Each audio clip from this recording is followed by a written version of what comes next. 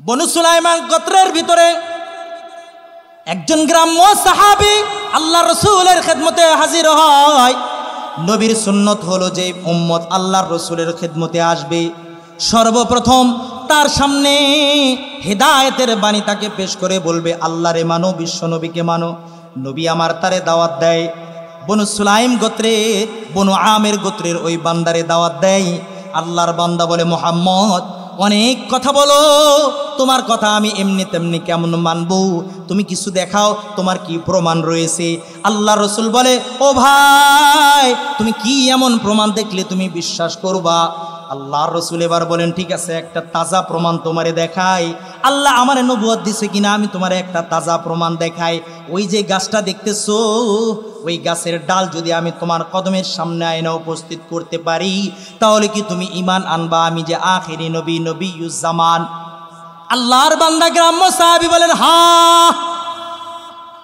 আল্লাহর রসুল ওই বান্দার উত্তর শোনার সঙ্গে সঙ্গে রসুল আমার ইশারা করে বলেন, আইয়াতুহাস শাজারা, এই গাছ তুমি তোমার বৃক্ষরাজির যে ডালগুলো রয়েছে এটা আমার কাছে প্রেরণ করে দাও, আমার কাছে চইলা আসো।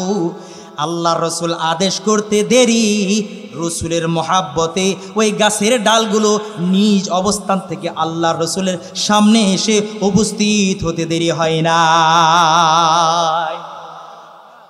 আল্লাহর বান্দা আর দেরি করে না, হাতে হাত রেখে কালিমা পড়ে মুসলমান হয়ে গিয়েছে।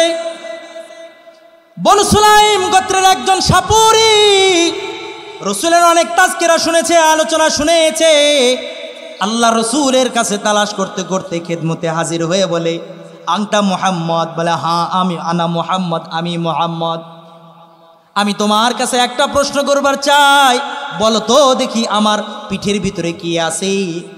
আল্লাহ রসুল বলেন, আপনার পিঠের পিছে তো রয়েছে একটা ঝোলা, একটা ব্যাগ রয়েছে।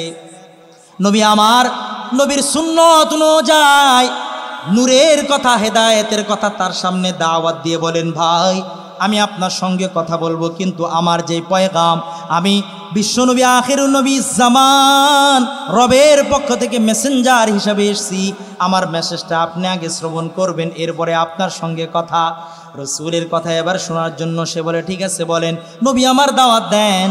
দাওয়াতের পরে এবার বলে, ঠিক আছে এবার আপনি বলেন আমার পিছনের ঝুলার ভিতরে কি আছে, এটা যদি আপনি বলবার পারেন তাহলে আমি আপনার হাতে হাত রেখে আমি কালেমা নসিব করব। মা আমানতু বিকা হাত্তা ইউমিনু হাদা দাব, আমার এই ব্যাগের ভিতরে যেটা আছে এটা যতক্ষণ পর্যন্ত তোমার উপরে ঈমানের সার্টিফিকেট না দিবে আমি তোমার উপরে ঈমান আনুম না। গ্রামের মানুষ একটু তেরাই হয়, কি হয় বুঝছুস কম হয়, তেরা হয়। তো কি কয়, এই ব্যাগের ভিতরে যেটা আছে এটা যদি তোমার ব্যাপারে সার্টিফিকেট দেয় যে তুমি নবী, তাহলে আমি তোমার হাতে বায়াত গ্রহণ করব। আল্লাহ রসুল বললেন, আমি তারে জিজ্ঞাসা করবো না, সেই আপনার উত্তর দিবে। সাপুরি চাচা যান এবার বলেন, ও মোহাম্মদ যদি ব্যাগের ভিতরে যেটা আছে এটা যদি উত্তর দেয় তাহলে তো আরো ভালো, আরো কিউট, কি এটা তো আরো ভালো।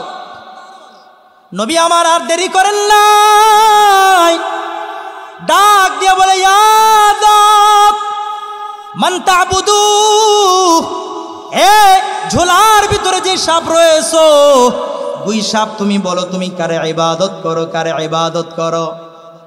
ওরে মুসলমান, বড় আশ্চর্য, যে সাপটা নিয়ে আসছিল হাদিসের কিতাবে পাওয়া যায় ওই সাপটা জেন্দা ছিল না মুর্দা ছিল। মৃত সাপ লয়ে আয়েশা আল্লাহ রসুলের পরীক্ষা করেন, ইনি কি আখিরি নবী, ইনি কি সর্বশেষ নবী, ইনি কি দো জাহানের সর্দার, ইনি কি রহমাতুল্লিল আলামিন। আল্লাহ রসুল এবার ওই সাপকে ডেকে বলে, সাপ মান তা'বুদু, তুমি কার ইবাদত করো, কার গোলামি করো, কার হুকুম মানো, কার ফরমান পালন করো, কার ফরমানের জন্য তুমি তোমার জীবনের সব কিছু ব্যয় করো। আল্লাহর ওই মখলুক, ওই সৃষ্টি জবান আমার রব খুইলা দিতে পারেন কি পারেন না? আরো আওয়াজ দিয়া বলেন, পারেন কি পারেন না?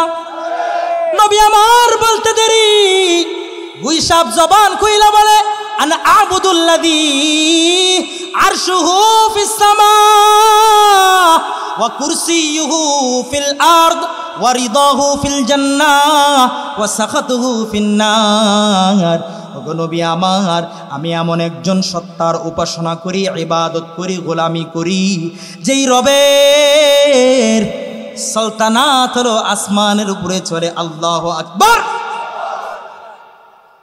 যার সালতানাত, যার পাওয়ার হলো আসমান আর জমিন নয়, আসমানের উপরে, সাত জমিনের নিচে, সর্বত্র যে রবের পাওয়ার রয়েছে, বিরাজমান রয়েছে, কাদের রয়েছে, ক্ষমতাধর, পরম ক্ষমতাধর, বলে ওই রবের আমি গোলামি করি। একটু আল্লাহু আকবার বলেন না। আমি আর আপনি কার গোলাম? যারা আল্লাহর গোলাম না, অন্যের গোলামি করি, তাহলে এই গুই সাহেবের থেকে উত্তম না সবচেয়ে নিকৃষ্ট? গুই সাহেব বলছে, নবী আমার, আমি তো এমন সত্তার ইবাদত করি যে সত্তার পাওয়ার, যে সত্তার সালতানাত হলো আসমানে থাকে, যে সত্তার রাজত্ব চলে জমিনের উপরে, কুরসি থাকে, যে সত্তার সন্তুষ্টি আর যে সত্তার রাজি থাকে তার জান্নাতে, আর যে সত্তার রাগ আর গোসা থাকে জাহান্নামের আগুনে। নাউজুবিল্লাহ। নবী আমার এবার বলতেছে, মান আনা, বুঝলাম তুমি ওই সত্তার ইবাদত করো, ওই সত্তার ব্যাপারে কারো সন্দেহ নাই, কারো সন্দেহ নাই। মুসলমানও সন্দেহ করে না, হিন্দুও সন্দেহ করে না, কাফেররাও সন্দেহ করে না, প্রত্যেকেই বলে উপরওয়ালা একজন আছে। বলেন ঠিক না বেঠি? রবের ব্যাপারে কারো সন্দেহ নাই, আছে সৃষ্টিকর্তা একজন আছে। কিছু কুলাঙ্গার শ্রেণীরা আছে যেগুলো মানুষের কাতারেই পড়ে না, এগুলোর জন্মেরও ঠিক নাই, একমাত্র তারাই বলে গড ইজ নাথিং, রব বলতে কোনো কিছু নাই, প্রাকৃতিক যেমনি চলে সেমনি চলে। চিৎকার দিয়ে বলো নাউজুবিল্লাহ। আল্লাহ আমাদের সমাজকে ওই সমস্ত নোংরা স্বভাবের জাহান্নামের কীট মুক্ত পবিত্র করো। আওয়াজ দিয়ে বলো আমিন। আল্লাহ রসুল এবার বলতেছে, এটা তো সবাই মানে, এও মানে, আসল ঘটনা তো আইছে আমার ব্যাপারে, আমার আদর্শ নিয়ে তো আসল মুনাফিকদের চুলকানি। যারা আমার আদর্শ নিয়ে দাঁড়িয়ে রাখবে তাদেরকে দেখে দেখে জঙ্গির ঘ্রাণ পায়, যারা আমার আদর্শ নিয়ে পাগড়ি পরবে তাদেরকে দেখে দেখে আফগানিস্তানের ঘ্রাণ পায়, যারা আমার আদর্শ নিয়ে মসজিদে যাবে তাদেরকে দেখে দেখে তালেবান তালেবান লাগে, যারা আমার আদর্শ নিয়ে জীবনযাত্রা করে বোরকা পড়তে চায় তাদেরকে দেখলে পাকিস্তানি মনে হয়। হ্যাঁ মুসলমান, আমি আপনি বলতে চাই, হাজি শরীয়তুল্লাহর জমিনে আল্লাহর নবীর আদর্শ নিয়ে আমরা যেভাবে জিন্দেগি যাপন করছি, অতীতেও করেছি, এখনও করব, ভবিষ্যতেও করব, এর বিরুদ্ধে যদি কোনো কুলাঙ্গার কোনো ধরনের পোস্ট দিয়ে কোনো কথা বলে যদি আমাদেরকে বাধাগ্রস্ত করতে চায়, আমরা তাদেরকে এক অবস্থার জন্য ছাড় দিতে রাজি না, রাজি না, রাজি না ইনশাআল্লাহ।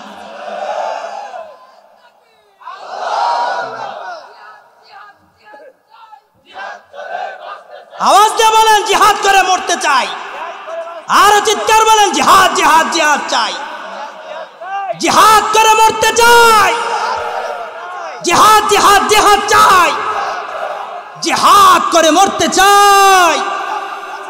আল্লাহ আমাদেরকে তৌফিক দান করুন, বলেন আমিন। গুই সাহেবকে এবার বলছে, মান আনা, আল্লাহরে তো সবাই মানে, কারণ ওনার কাছে কোনো কৌশল চলে না। ওয়ামাকারু ওয়ামাকারাল্লাহ ওয়াল্লাহু খায়রুল মাকিরিন। বান্দা কত নীল নকশা আঁকাইবা, দাড়িওয়ালাদেরকে ধৈর্য ধৈর্য ভিতরে ঢুকাইবা, আর পাগড়িওয়ালাদেরকে ধৈর্য ধৈর্য অপমান করবা, দাড়ি টেনে টেনে অপমান অপদস্থ করবা, আর আফগানিস্তানে পাঠাই দিবা, করতে থাকো। আমি যেমন নমরুদকে মেরেছি কি দিয়ে, কেমন মশা, পা ছিল না। ফেরাউনকে মেরেছি কোন জায়গায়, এই নর্মাল পানির ভিতরে। সাদ্দাতকে মেরেছি, কারুনকে মেরেছি, আবু জাহালকে মেরেছি, উতবা সাইবাকে মেরেছি। শুনে রেখো, বাংলার জমিনেও কেউ যদি আল্লাহর বিরুদ্ধে কলম চালায়, বিশ্বনবীর বিরুদ্ধে অবস্থান নাই, আল্লাহর পাগলের বিরুদ্ধে অবস্থান নাই, তাদেরকেও আমি ছোট্ট ছোট্ট ব্যক্তিদের মাধ্যমে দেশ সারা করব, কেউ আটকে রাখতে পারবে না। আওয়াজ দিয়ে বলো ঠিক না বেঠিক? সুতরাং স্বাধীনতার সময়কালীন থেকে নিয়ে এ পর্যন্ত যারাই ক্ষমতাতে এসছেন, আসেন, আমাদের কোনো সমস্যা নাই। যারা বর্তমানেও বলছি, যারা আপনারা ভবিষ্যতে আসার স্বপ্ন দেখছেন, স্বপ্নে যারা দিনরাত নিপাত করছেন, আপনারাও জেনে রাখেন, কোরআনওয়ালাদেরকে মাইনাস করে, দাড়িওয়ালাদেরকে মাইনাস করে, পাগড়িওয়ালাদেরকে মাইনাস করে, বাংলার জমিনে কেউ রাজত্ব কায়েম করতে পারে নাই, কিয়ামত পর্যন্ত পারবে না, আগামীতেও পারবে না। যদি রাজত্বে আসতে চান, মসনদে আসতে চান, দাড়িওয়ালা নামাজিওয়ালাদের সঙ্গে সম্পর্ক স্থাপন করে আসতে হবে, নতুবা নীল নকশা আঁকাবেন, স্বপ্ন দেখবেন, আপনার স্বপ্ন বঙ্গোপসাগরে ভেস্তে যাবে, ভেস্তে যাবে, ভেস্তে যাবে।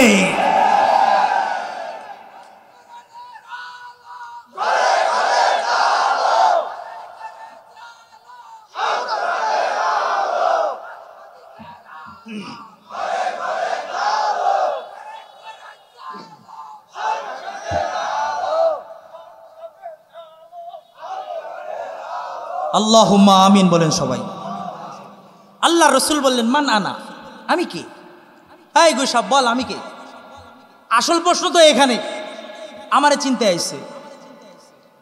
গুইসাব এবার জবান দিয়া বলেন, আনতা রাসূলু রব্বিল আলামিন, মান আতাআকা ফাকাদ আফলাহা ওয়া মান আসাকা ফাকাদ খাসিরা খুসরানাম মুবিনা। নবী আমার, আপনি এমন একজন নবী যাকে এমন আর তেমন কেউ সিলেকশন করেন নাই। অটোভাবে ফজরের আগের ভোটে আপনি নির্বাচন হন নাই। কবরস্থানের মুর্দারা আয়সা আয়সা 50 বছর আগের, 25 বছর আগের মৃত ব্যক্তি আয়সা আপনারে ভোট দিয়ে যায় নাই। ফজরের আগের ভোটে আপনি নির্বাচন হন নাই, বরং সর্বপ্রথম পৃথিবীকে যখন বানানোর জন্য আমার রব ইচ্ছা পোষণ করেছেন, সর্বপ্রথম আমার যে রব যে নবীকে চয়ন করেছেন, নির্বাচন করেছেন, এই পৃথিবীর ভারসাম্য ঠিক রাখার জন্য, এই পৃথিবীর সৌন্দর্যকে বর্ধনশীল করার জন্য তিনি আর কেউ নন, আপনি হলেন সেই নবী, নবিয়্যু রব্বিল আলামিন। সুতরাং আপনার যারা অনুগত হবে, আপনাকে যারা মানবে, তারা দুনিয়াতেও শান্তি পাবে, সুখ পাবে, কিয়ামতের ময়দানও তাদের জন্য রয়েছে অপার নিয়ামত। মা তাশতাহি আনফুসুকুম ওয়ালাকুম মা তুআদুন। বান্দা, নিঃশ্বাসটা বন্ধ করতে দেরি কি যে নিয়ামত পাইবা। আমার আল্লাহ বলে, বান্দা তুমি যা চাইবা সেটাই পাইবা। একটু আল্লাহু আকবার বলেন না। বান্দা, তোমার চক্ষুটা বন্ধ করার আগে তুমি দেখবা শত শত ফেরেশতারা সাদা কাপড় নিয়ে, সুগন্ধযুক্ত কাপড় নিয়ে তোমার আত্মাটাকে একসেপ্ট করার জন্য, সুস্বাগত জানানোর জন্য, আর বলবে, আইয়াতুহান নাফসুত তাইয়্যিব কানাত ফিল জাসাদি তাইয়্যিব ফাখরুজি ফাখরুজি। এই পবিত্র নফস, পবিত্র শরীরে ছিলা, এবার বের হও ইলা রব্বিকি রাদিয়া, তোমার এমন রবের দিকে যে রব তোমার উপরে সন্তুষ্ট, তুমিও তার উপরে সন্তুষ্ট ছিল। সুবহানাল্লাহ। দুনিয়াতে থেকেই দেখতে পারবে, আর আখিরাতে কি হবে এই আলোচনায় যাওয়ার সময় নেই। আল্লাহ রসুলকে এবার বললেন, আপনি হলেন সমগ্র পৃথিবীর স্রষ্টার রসুল এবং মেসেঞ্জার। যারা আপনারে অনুগত করবে, মানবে, সে কামিয়াব হয়ে যাবে। যারা আপনার অবাধ্যচারণ করবে, দুনিয়াতেও জুতা খাইবে, আখিরাতেও তার জন্য রয়েছে জাহান্নামের শাস্তি, জাহান্নামের শাস্তি। এই কথা বলতে দেরি ওই গ্রাম্য ব্যক্তি রসুলের হাতে হাত রেখে বায়াত গ্রহণ করতে দেরি করেন না। যার শরীরের ঘাম জমায়া, যার শরীরের ঘাম জমায়া আতর বানাইতেন সাহাবা, যার উসিলায় জান্নাত পাইমু তিনি রাসূলুল্লাহ, তিনি হাবিবুল্লাহ। বলা যাবে আমার সাথে? বলেন, যার উসিলায় জান্নাত পাইমু তিনি। জোরে বলেন না, পিছনের ভাইরা, আমাদের রসুলকে তো বলেন, যার উসিলায় জান্নাত পাইমু তিনি রাসূলুল্লাহ, তিনি হাবিবুল্লাহ। কুল কায়নাত মাওলার পাগল, ঠিক কিনা? কুল কায়নাত মাওলার পাগল, মাওলার মাশুক মুস্তফা। আসমান জমিন যার লাগি বানালেন তিনি রাসূলুল্লাহ, তিনি হাবিবুল্লাহ। আসমান জমিন সবই বানালেন উসিলা রাসূলুল্লাহ, উসিলা হাবিবুল্লাহ। আরে নবীর উম্মতের দল গুইসাপ পর্যন্ত সাক্ষ্য দিল আমার নবী ববিউ বরহাক, সত্য নবী, বিশ্ব নবী, আখেরি নবী। এই জামানায় 1400 বছর পর আয়সা যদি কোনো কাদিয়ান, কোনো গোলাম আহমদ নামে কোনো কুলাঙ্গার আমার নবীর বিপক্ষে অবস্থান লইয়া যদি আমার নবীর মসনাদকে টানাহেঁচড়া করতে চায়, গোসার হাটবাসীর কাছে আমি জানতে চাই তাদেরকে কি জমিনের উপরে ছাড় দিবা না তাদেরকে জমিনের নিচে পুঁতে দিবা? কাদিয়ানি কাফের, কাদিয়ানি, আরো আসতে বলেন কাদিয়ানি।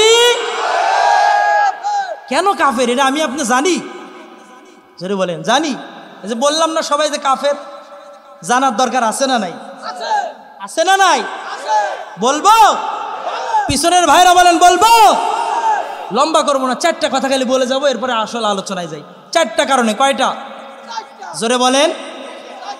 আঙ্গুল দিলেন, বলেন নামে, কামে, ভাষায়, আমলে। নামে, কামে, ভাষায়, কালেমাই। কেউ বলতে পারবেন? বলেন নামে। আমার প্রথম কি? নাম। এরপরে আমার কি করতে হবে? কাজ। এরপরে আমি কি দিয়ে কাজ করব? ভাষা দিয়ে। এরপরে আমার একটা কালেমা আছে না নাই? কি কালেমা? জোরে বলেন তো দেখি। আওয়াজ নাই মুসলমান। লা ইলাহা ইল্লাল্লাহু মুহাম্মাদুর রাসূলুল্লাহ। বলেন নামে, কামে, ভাষায়, কালেমায় যাদের মিল নাই তারা কখনো আমাদের নবী হতে পারে? সকল নবীর নামের এক অক্ষর, এক শব্দে। কয় শব্দে? আদম কয় শব্দ ভাই? নূহ কয় শব্দ? ঈসা, আপনারা বলবেন মূসা, জাকারিয়া, মুহাম্মদ, ইউশা, ইউনুস, ইয়াকুব, ইউসুফ। কয় শব্দ? এতটুকু বুঝেন আপনারা? কয় শব্দ? আওয়াজ নাই। কয় শব্দ?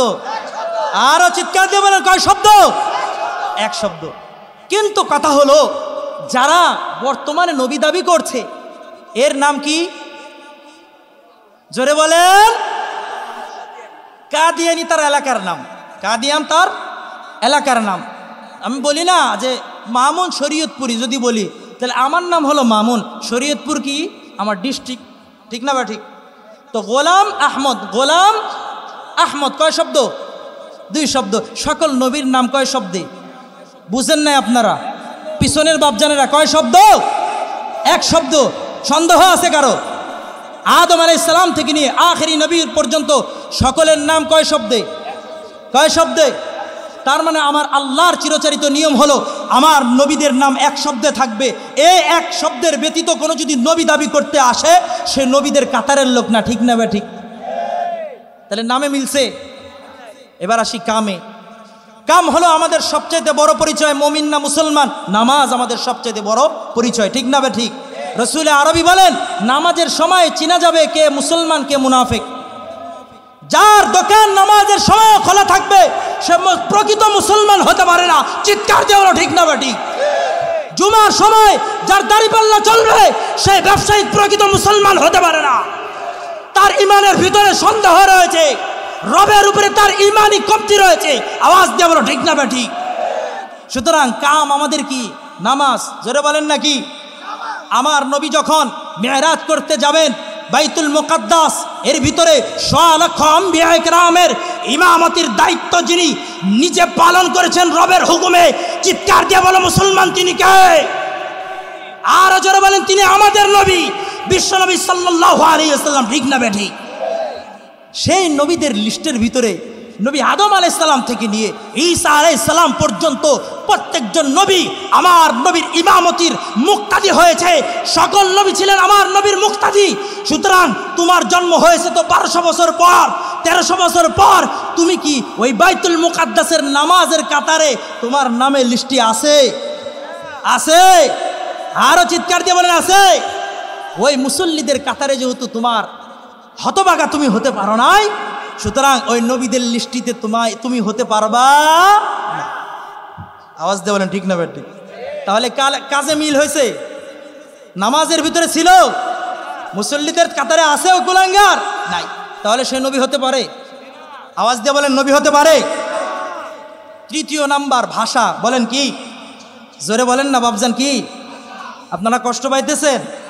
দরকার আছে না নাই জানার? আমার নবীর ইজ্জত নিয়ে চুরাচুরি করবে, ডাকাতি করবে, ওগুলারে আমরা ওভাবে রাখবো না। তাহলে 1 নাম্বার নামে মিলছে, জোরে বলেন না বাবজান? কাজে মিলছে। এবার আসেন ভাষা। প্রত্যেকজন নবীর ব্যাপারে আল্লাহর চিরচরিত ফায়সালা আমার রব কোরআনে হাকিমের ভিতরে বলে দিয়েছেন যে তার স্বজাতির, কোন জাতির? স্বজাতির যে বংশের, ওই বংশের যে ভাষা, ওই ভাষায় প্রত্যেকজন নবীর ভাষা ছিল। সুবহানাল্লাহ বলে। একটা হলো নবীর উম্মত, আরেকটা হলো নবীর জাতি। এক না ভিন্ন? পুরা বাংলাদেশি যারা আমরা রয়েছি বাংলাদেশের নাগরিক, কিন্তু এ বাংলাদেশের নাগরিকের ভিতরে সবাই কি গোসাইরহাটবাসী? কথা বুঝতেছেন বাবারা? পুরা গোসাইরহাট সবাই কি আমরা বাংলাদেশের জনগণ কিনা? কিন্তু বাংলাদেশের সকল জনগণ কি গোসাইরহাটবাসী? না। ঠিক তেমনিভাবে উম্মত যারা রয়েছে, পুরা কুল কায়নাতের উম্মত, কিয়ামত পর্যন্ত যারা আসবে, আমার নবীর জাতি নাকি উম্মত? উম্মত। জোরে বলেন কি? আমার নবীর জাতি, আমার নবীর বংশ হলো কুরাইশ বংশ। কুরাইশ বংশের ভাষা ছিল আরবি। সেই আরবি ভাষায় আমার আল্লাহ রাব্বুল আলামিন নবীকে ওহী দিয়ে কোরআনে হাকিম দিয়েছেন। কিন্তু আমাদের প্রশ্ন, ও ভাই, তোমরা যারা আহমদিয়া মুসলমান বলে নিজেদেরকে দাবি করো, ওই পঞ্চগড়ে তোমরা আখড়া বেঁধেছ, বাংলার জমিনের যে সহজ সরল মুসলমান রয়েছে তাদেরকে টাকা দিয়ে, তাদেরকে গরু দিয়ে, তাদেরকে ছাগল দিয়ে, তাদেরকে কল আর টিউবওয়েল দিয়ে, তাদেরকে কিছু টাকা পয়সার করি দেখিয়ে তাদেরকে যে বলো আমাদের নবী হলো জাইরি নবী। আমরা তাদের কাছে প্রশ্ন করতে চাই, আমার নবীর তো কিতাব ওহী ছিল কোরআনে হাকিম, যেটা আমার নবীর বংশের ভাষায় দিয়েছে। তোমার নবীর বংশ হলো পাকিস্তানি, তোমার নবীর ভাষা তো হলো উর্দু, তাহলে তোমার নবীর ওই কিতাব কিভাবে কোরআনে হাকিম হয়? ঠিক না বে ঠিক? হতে পারে? তার মানে সে সত্যবাদী না মিথ্যাবাদী? জোরে বলেন। কোন মিথ্যাবাদী, দুনিয়ার কোন সামান্য ছোট একটা মসজিদের ইমাম যদি মিথ্যা কথা বলে, তাকে আমরা ইমামতিতে দিব? তাহলে সারা জাহানের সর্বশেষ নবীর ইজ্জত আর আবরু নিয়ে যে কুলাঙ্গার মিথ্যা রচনা করবে, আমরা তাকে নবী হিসাবে দেখতে চাই না, নবী হিসাবে মানতে চাই না। আওয়াজ দিয়ে বলো ঠিক না বে ঠিক? নামে মিলছে, কাজে মিলছে, ভাষায় মিলছে, বাকি রয়েছে কালেমা। কি রয়েছে? নবী আদম আলাইহিস সালামের ছিল আদম, সফিউল্লাহ, ঈসা রূহুল্লাহ, মূসা কালিমুল্লাহ, নূহ নাজিয়ুল্লাহ। আর আমার নবীর ব্যাপারে আসছে মুহাম্মাদুর, আর জোরে মুহাম্মাদুর, ঈমানি আওয়াজে মুহাম্মাদুর। আমরা বলতে চাই তোমার নবীর কালেমা কি? এবার ঠিক না বে ঠিক? ফাবুহিতাল্লাযী কাফার, কিছু বলার কিছু নাই, কারণ কালেমা তো তার কি নাই, পকেটে নাই, কোত্থেকে দিবে কালেমা?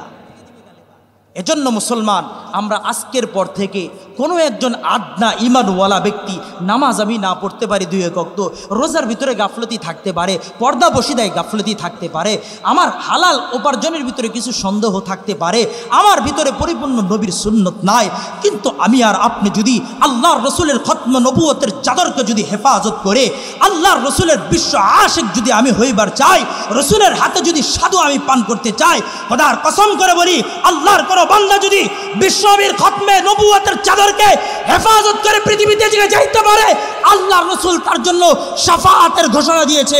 আওয়াজ দিয়ে চিৎকার দিয়ে বলে সুবহানাল্লাহ। এজন্য কাদিয়ানীরা মুসলমান না কাফের? মুসলমান না কাফের?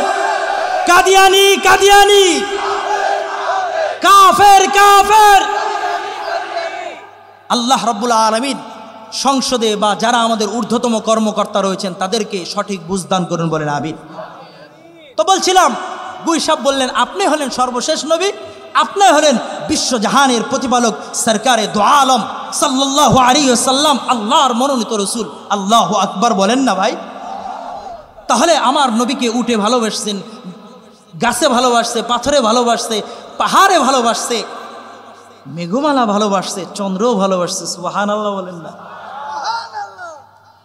চাচা আবু তালেব শিশু নবী মুহাম্মদুর রাসূলুল্লাহ সাল্লাল্লাহু আলাইহি সাল্লাম যখন বুঝমান হয়েছেন, চাচা আবু তালেব এসে বলে, বাতিজা তুমি যখন জন্মগ্রহণ করেছো তোমার জন্মের পর থেকে আমি অনেক ঘটনা জানি। ওই ঘটনা সমূহের মধ্য থেকে একটা জানাইয়া যাই, আমি দেখলাম তোমাকে যখন কাবাতুল্লাহর বাহিরে নিলাম, চন্দ্র কেমন জানি তোমারে দেখা জলজল করতেছে, কখনো নিচে নামে আবার উপরে উঠে, কখনো নিচে নামে আর উপরে উঠে। বিবি আমেনার রেফারেন্সে চাচা আবু তালেব বলেন, ও ভাতিজা তোমার মা বলেছে তোমার যখন শোয়াইয়া দিছে, তোমার পাটা তুমি যখন নাড়াচাড়া করতা, চন্দ্র আয়সা তোমার পায়ের সঙ্গে খেলা করত। রসুলরে চিনলাম না, রসুলকে যেমনি ভাবে অবলা জানোয়ার ভালোবেসেছেন, গাছপালা তৃণলতা ভালোবেসেছেন, আল্লাহ রসুলের হাতে গোনা নির্বাচিত সাহাবারাও কিন্তু ভালোবাসতে দ্বিধাবোধ করেন নাই, দেরি করে নাই। নবীরে ভালোবাসার জন্য নিজের জানের পরোয়া করে নাই, নিজের মালের পরোয়া করে নাই, নিজের জীবনের সর্বোচ্চ দিয়ে আল্লাহ রসুলের হেফাজতের জন্য যারা নিজের জীবনকে উৎসর্গ করেছেন তারা আর কেউ নন, তারা হলেন আল্লাহ রসুলের নির্বাচিত সাহাবীদের জামাত। হাদিসে পাকের ভিতরে আসছে, সকল বান্দাদেরকে আল্লাহ রাব্বুল আলামিন যখন নির্বাচন করবেন, বানাবেন, প্রথমে নবীদেরকে আলাদা করেছেন। আল্লাহু আকবার বলেন না? এরপরে মানুষের মধ্যে থেকে, সর্ব মানুষের মধ্য থেকে যাদেরকে বাছাই করেছেন তিনারা আর কেউ নন, তিনারা হলেন আমার নবীর সাহাবীদের জামাত। একটু আওয়াজ দিয়ে বলেন না আল্লাহু আকবার। সুতরাং আমাদের কিছু ভাইয়েরা বুঝে না বুঝে সাহাবীদের বিরুদ্ধে আমি আর আপনি কলম চালানোর হিম্মত করাই। কি আছে আমার আর আপনার ভিতরে? ও ভাই কি করছি আমি আপনি? আমার রসুলের জন্য কি করছি? একটু স্লোগান দিলে হয়ে যায়? কি দিছে আমি আর আপনি? জীবন দিছে, স্ত্রী দিছে, জান দিছে, মাল দিছে, সব দিছে। আমি আর আপনি কি দিছি? আমি আর আপনি তো সময়টাই দিতে পারি না। আমি আর আপনি তো রসুলের ইজ্জতটা যে বৈশা দিব এটাই পারতেছি না। কি পারছি আমরা? যে এখনো দাঁড়ায় রয়েছি না আমরা? তো নবীর ইজ্জত সামান্য দিব এটাই পারি না। আমি আপনি কি করি?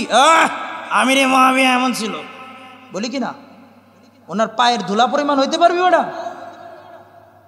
আব্দুল্লাহ ইবনে আবি মুলাইকা বিশিষ্ট তাবেঈ, তিনি বলেন আল্লাহর রসুলের সাহাবীরা যে ঘোড়া ব্যবহার করেছেন, কি ব্যবহার করেছেন? যে ঘোড়া আল্লাহর রাস্তায় ব্যবহার করেছেন, ওই ঘোড়ার নাকের ভিতরে যে ময়লা গেছে, নাকের ভিতরে যে বিষটা হয়েছে, ওই বিষটাকে যদি এক পাল্লায় রাখা হয় আর তামাম নবীর সাহাবী ব্যতীত সবাই জুনায়েদ বাগদাদির মতো হইয়া এনাদেরকে যদি এক পাল্লায় রাখা হয়, ওই সাহাবীর ব্যবহৃত ঘোড়ার নাকের যে মান মর্যাদা আমার রবের দরবারে রয়েছে, তামাম পৃথিবীর ওই আব্দুল কাদের জিলানীর ইবাদতের আমলের দামও ততটুকু নেই, ততটুকু নেই। সুতরাং কোনো একজন আদনা সাহাবীর ব্যাপারে যদি আমি আর আপনি জবান দারাজ করি, আল্লাহর অসংখ্য কালামুল্লাহর বিপরীতে হয়ে আমি বেঈমান হয়ে আমার মৃত্যুবরণ করবে, নাউজুবিল্লাহ। আমার নবী বলেছেন, আমার আল্লাহ বলেছেন, রাদিয়াল্লাহু আনহুম ওয়া রাদু আন উলাইকা হুমুল মুফলিহুন উলাইকা হুমুল মুহতাদুন। তুমি কার ব্যাপারে কথা বলো বেটা? কি আছে তোমার ভিতরে? পেটটা ভরা তো খালি নাপাকি ভরা। আর তাদের ব্যাপারে কি বলছে? উলাইকা আল্লাযী কাতাবা ফি কুলুবিহিমুল ঈমান। আরে তাদের সিনা চিনস বেটা, তাদের সিনাকে আল্লাহ তাআলা চয়ন করেছেন, তাদের সিনার ভিতরে ঈমান গজগজ করে দিয়েছেন, ভরে দিয়েছেন আল্লাহ রাব্বুল ইজ্জাত। তোমার আর আমার সিনার ভিতরে কি আছে বেটা? ঘরের ভিতরে তাকবীর দেওয়া যায়, যাও বিশ্বনবীর মহাব্বতে তুমি দেখাও। কি আর মহাব্বত দেখাবা? যেটা সে সময় আল্লাহর রসুলের জাতকে দেখিয়েছে। তারা বদর দেখে নাই, উহুদ দেখে নাই, হুদাইবিয়া দেখে নাই। সকল অবস্থায় যারা চাতক পাখির মতো আমার নবীকে ছায়া দিয়েছেন, মেঘের মতো ছায়া দিয়ে রেখেছেন, চোখে চোখ রেখে রেখেছেন, তাদের সঙ্গে তুমি তুলনা করো তোমার বেটা কাহুম রিজাল নাহনু রিজাল, এটা তোমার কাছেই থাকবে, সে আর তুমি এক কখনো হতে পারবে না। আল্লাহ রাব্বুল আলামিন বুঝার তৌফিক দান করুন। তো সাহাবায়ে কেরামও আমার নবীকে ভালোবাসতেন কি বাসেন না? জোরে বলেন। আল্লাহর নবীর একজন সাহাবী বনু আসওয়াদ, সাদে আসওয়াদ রাদিয়াল্লাহু তাআলা আনহু, কিতাবের ভিতরে পাওয়া যায় তিনার চেহারাটা ছিলেন অত্যন্ত কালো কুচি, চেহারা দেখতেও তেমন ভালো না, কেউ তারে পছন্দ করে না। তার বিবাহের বয়স হয়ে গিয়েছে। মদিনার এমন কোনো গোত্র নাই যেই গোত্রের ভিতরে গিয়ে বিবাহের প্রস্তাব দেয় নাই, কিন্তু কেউ অ্যাকসেপ্ট করে না, কারণ চেহারাটা যেমন কালো, দেখতেও কেমন হুতুম পেশা হুতুম বা হুতাম্বা লাগে, দেখতেও ভালো লাগে না। সকলের দরওয়াজা ঘুরে আয়সা বিশ্বনবীর দরবারে আয়সা বলে, ইয়া রাসূলুল্লাহ, আপনার খেদমতে কিছু মানুষ আসে, আবার কিছু মানুষ আপনারে মহাব্বত করে, এমন দুই শ্রেণীর সকলের কাছে আমি গিয়েছি এবং বিবাহের প্রস্তাব দিয়েছি। ওগো আল্লাহর রাসূল, কেউ আমারে মাইয়া দিতে প্রস্তুত না, এই কারণে আমি আপনার কাছে জানবার চাই, আমার এই কুচি আর কালো চেহারার কারণে কি আমি জান্নাত থেকে মাহরুম হইব? নবী আমার বলেন, আসওয়াদ, মন খারাপ করিস না রে সাদ, তুই যদি আল্লাহর উপরে ঈমান আনতে পারোস, আমি নবীকে যদি মানতে পারোস, আর আল্লাহর ভয় লইয়া তাকওয়া পরহেজগারি জিন্দেগি যদি যাপন করতে পারোস রে আসওয়াদ, আমি তোরে বললাম আল্লাহ রাব্বুল ইজ্জাত তোর জন্য জান্নাত অবধারিত করে রেখেছে। হযরতে সাদকে বলতেছেন, সাদ যাও যাও, মদিনার আমর ইবনে ওয়াহাব সাকাফির ঘরে যাও, মদিনা গোত্রের ভিতরে সবচাইতে সুন্দরী পরিবার, সবচাইতে সম্ভ্রান্ত পরিবার আমরের নিকটে যাও, যায়া বলো আমি বিশ্বনবী তোমারে খেতবা দিয়ে পাঠাইছি, তার যে একমাত্র কন্যা রয়েছে, ওই কন্যাটা যেন আমি বিশ্বনবীর অনুমতি এবং আমার আদেশে তোমার সঙ্গে বিবাহ দিয়ে দেয়। আল্লাহু আকবার।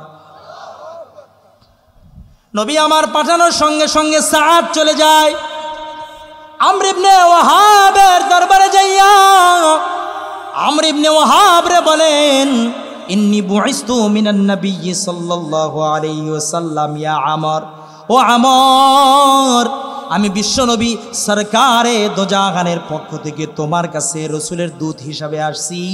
ওরে আমর, আল্লাহ রব্বুল আলামিনের হাবিব আমার সঙ্গে তোমার মেয়ের বিবাহে দেওয়ার জন্য খেতবা দিয়ে পাঠিয়েছে রে আমর, তোমার কি রায়, তোমার কি মত? হযরতে আমর বলেন, দাঁড়াও দাঁড়াও। ঘরে যাইয়া স্ত্রীর সঙ্গে যখন কথা বলতেছে, মেয়ে পাশ থেকে শুনতেছে, মা আর বাবার ভিতরে কথোপকথন হয়। মা বলে, না না, আমার মেয়েটারে এমন কালোর হাতে দিব না। বাবাও বলে, কত আদর যত্ন কইরা পারলাম, কখনো তোমারে মা বইলা ডাকছি, কখনো তোমারে কলের কইরা ডাকছি, এই মাইয়ারে যদি আমি এমন কালো আর কুচি একটা সন্তানের হাতে দিই, তাহলে আমার মেয়ের ভবিষ্যৎটা অন্ধকার হয়ে যাবে, আমরা দেব না, দেব না। আল্লাহর বান্দি এবার দূর থেকে মার বাবারে ডাইকা বলে, মা, আল্লাহর ফয়সালা কোরআনের ভিতরে আমার আল্লাহ জানাইয়া দিছেন, যখন আল্লাহ এবং আল্লাহর রসুল কোনো কিছু ফায়সালা করে কোনো মুমিনের ইখতিয়ার নাই রে মা, আল্লাহ এবং আল্লাহর রসুলের ফায়সালার বিপক্ষে অবস্থান নেওয়া। সুতরাং তোমরা যে অবস্থান নিতেছো, আল্লাহর রসুলের দূতরে পাঠাইয়া দিবা, আমি তোমাদেরকে বলবো না না, যেহেতু আমার নবী যেহেতু আমার নাম লয়া খিতাব লয়া দিছে, আমি হয়তোবা দুনিয়াতে ভালো কোনো স্বামী পাইলাম না, কিন্তু কিন্তু আমার নবী যেহেতু বলেছে আমি একে ছাড়তে পারবো না। ও মা, ও আমার বাবা, এর বিপরীতে আমি যাইব না। যাও যাও, এই কালো কুৎসি লোকের সঙ্গে আমার বিবাহ দিয়ে দাও। রসুলের দরবারে সংবাদ পৌঁছে গেছে, বিবাহ হয়ে গেছে। হযরতে আমর রে বলে, ওই আমর, আমি তোর দরবারে একটা পায়গাম পাঠাইছিলাম, আমার একটা দূত, ওই দূতরে নাকি তুমি নিষেধ করছো। হযরতে আমর বলেন, ইয়া রাসূলুল্লাহ, তার চেহারা আর তার গেট আপ দেখে আমার সন্দেহ হয়েছে ইনি বিশ্বনবীর দূত হইতে পারে না, এই কারণে আমি নিষেধ করছিলাম। কিন্তু আমার ঘরে যে আল্লাহ সুবহানাহু তাআলা জান্নাতের একটা হুর দিছে আমি জানতাম না গো নবী।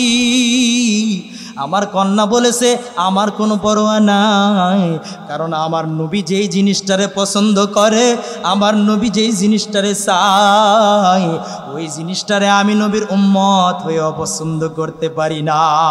আল্লাহু আকবার। আল্লাহ রসুল সরকারে দো আলম বিবাহ পড়ায় দিয়েছেন। হযরতে সাদ আসওয়াদ স্ত্রীর জন্য এবার বাজার করতে যাইতেছেন। বাজারে যায় বাজার করতেছেন, নতুন বউরে উপর হুকুম দিবে। আল্লাহর বান্দা বাজার করতেছেন, এমন তো অবস্থায় জিহাদের দামামা বেজে গেছে, জিহাদের এলান হয়ে গেছে। আল্লাহর বান্দা আর দেরি করে না, হযরতে সাদ বাজার টাজার সব কিছু রাইখা দিয়া আল্লাহর দিনকে সমুন্নত করার জন্য স্ত্রীর মায়া দেখে নাই, নিজের ভবিষ্যৎ দেখে নাই, নিজের যৌবনের মায়া দেখে নাই। আল্লাহর বান্দা জিহাদের ময়দানে অগ্রগামী ভূমিকা পালন কইরা শাহাদত হইয়া নিজের জীবনটাকে আল্লাহর তরে বেচতে দিয়েছে। আল্লাহু আকবার। আমাকে শহীদ করে সেই মিছিলে শামিল করে নিও। আমিন বলা যায়? আমাকে শহীদ করে সেই মিছিলে শামিল করে নিও। যেই মিছিলের নেতা আমির হামজা, খুবাইব, খাব্বাব, রবের ছিল যারা অতি প্রিয়, শামিল করে নিও। হযরতে সাদ যখন শাহাদত হয়ে যায়, আল্লাহ রসুল বলে সাদের লাশটা আমার কাছে নিয়ে আসো। সাদের মাথাটাকে নিজের পবিত্র রানের ভিতরে লইয়া আমর ইবনে ওয়াহাব রে ডাইকে বলে, আমর, এমন তেমন জামাই পাও নাই যারে তোমার স্বামী, তোমার মেয়ের স্বামী বানানোর জন্য অনীহা ছিলা। শুনে রাখো রে আমর, আমার এই সাদ এই কিয়ামতের ময়দানে তোমার সুন্দরী রমণীর চেয়ে শত শত সুন্দর গুণওয়ালা বিশিষ্ট হুরে গিলমানের স্বামীর অধিকার পেয়ে ফেলেছে। এই জন্য রে মুমিন মুসলমান, নবীর আদেশের সামনে মাথা নত করতে হবে। যেই বান্দা নবীর আদেশকে, নবীর মোহাব্বতকে নিজের জীবনের সর্বোচ্চ দিয়ে ভালোবাসবে, আল্লাহ তাআলা বলেন ইউহিব্বুকুমুল্লাহ, আল্লাহ তাআলা তারে ভালোবাসবে। ভালোবাসা কি করবেন, কি করবেন? তাদের নাম যদি 1400 বছর পরেও কেউ উচ্চারণ করে, সঙ্গে সঙ্গে এবার বলবে রাদিয়াল্লাহু তাআলা আনহুম ওয়া রাদু আন, আল্লাহ সন্তুষ্ট, আমার নবীও সন্তুষ্ট। আমরাও ওই সাহাবাদের জামাত যারা নিজের জীবন দিয়েছেন, জান দিয়েছেন, মাল দিয়েছেন, নিজের সর্বোচ্চ নবীর মহব্বতে উৎসর্গ করেছেন। আল্লাহ তুমি তাদের উপরে রাজি হয়ে যাও, আমাদেরকেও তাদের আমলের তুফাইলে জান্নাতের ব্যবস্থা করে নাও, ঠিক কিনা? নজরানা পেশ করেছেন, জানেন নজরানা? নজরানা পেশ করেছেন মালের নজরানা। আল্লাহ রসুল এলান দিয়েছে জিহাদের দামামা বেজে গেছে। নবী আমার বলেন, তোমাদের মধ্যে যার যে সম্পদ আছে, যার যা আছে, তা তোমরা নিয়ে সংগ্রহ করে আসো, জিহাদে যাইতে হবে, অনেক কিছু লাগবে। সাহাবীরা আসতেছেন, হযরতে ওমর চিন্তা করলেন আর দেরি নয়, আবু বকরের সঙ্গে তো আমি আমলের মাধ্যমে পাল্লা দিয়া প্রতিযোগিতায় জিততে পারি নাই, এবার একটা চান্স আসছে, সুযোগকে যদি আমি কাজে না লাগাই জিন্দগিতে আমি আর আবু বকরের লগে পারমু না। সুতরাং নিজের যত সামানা ছিল এর অর্ধেক মাল লইয়া আল্লাহ রসুলের দরবারে হাজির হইয়া যায়। হযরতে ওমরকে আল্লাহর রসুল বলেন, ওই ওমর, তুমি আমার আল্লাহর রাস্তার জন্য কি আনছো? আল্লাহর রসুলের এই খলিফা হযরতে ওমর বলেন, ওগো আল্লাহর রসুল, আল্লাহর দ্বীনের জন্য আমি আমার সম্পদের অর্ধেক সম্পদ উৎসর্গ করার জন্য আসছি। আল্লাহু আকবার বলেন না। কিছুক্ষণ পর হযরতে আবু বকর উপস্থিত হয়ে যান। হযরতে আবু বকরকে বলে, আবু বকর। হযরতে ওমর রাদিয়াল্লাহু তাআলা আনহু মনে মনে মুস্কি হাসতেছে, এই আমার পালা আসছে। আবু বকর বড় মন খারাপ করে নবীর দরবারে হাজির। আল্লাহর রাসূল বলেন, ইয়া আবু বকর, মা আতাইতানি, তুমি আমারে, মা তুতিনি, তুমি আমারে কি দিবা? হযরতে আবু বকর বলেন, ইয়া রাসূলুল্লাহ, আমি আপনার যা দেওয়ার জন্য আনছি এখানে আছে। নবী বলেন, মা আবকাইতা লি আহলিকা, এ আবু বকর, তুমি তোমার পরিবারের জন্য কি রেখে আসছো? হযরতে আবু বকর বলেন, আবকাইতু লি আহলুকা লি আহলি আল্লাহ ওয়া রাসূলুহু, আমি আমার আল্লাহ এবং আমার আল্লাহর রসুলকে আমার পরিবারের জন্য রেখে আসছি। চিৎকার দিয়ে সকলের জবান থেকে শুনতে চাই, আল্লাহু আকবার।